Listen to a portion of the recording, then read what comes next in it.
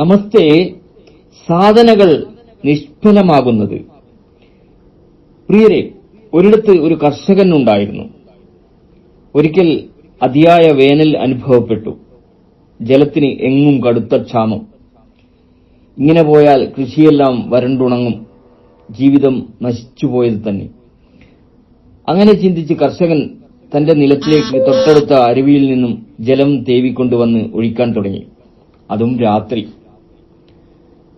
രാത്രി മുഴുവൻ ആ കർഷകൻ അരുവിയിൽ നിന്നും വെള്ളം കോരിക്കൊണ്ടുവന്ന് തന്റെ നിലത്തേക്ക് ഒഴിച്ചു.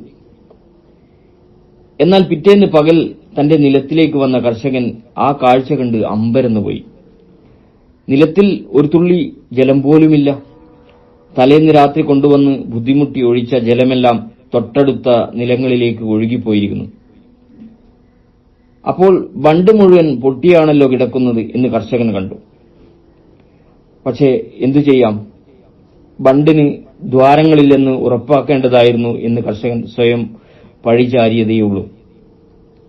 അതുപോലെ മനസ്സ് മുഴുവൻ പണം, പെണ്ണ്, ഭൂസ്വത്ത് തുടങ്ങിയ വിഷയവാസനകളിൽ മുഴുകിയിരുന്നാൽ സാധനകൾ ചെയ്യുന്നവർ എത്രകാലം ഈശ്വരോപാസന ചെയ്താലും അവസാനം വിഷയവാസനയാകുന്ന ദ്വാരങ്ങളിൽ കൂടി ഈ സാധനകളുടെ ഫലം മുഴുവൻ വെളിയിൽ പോകും.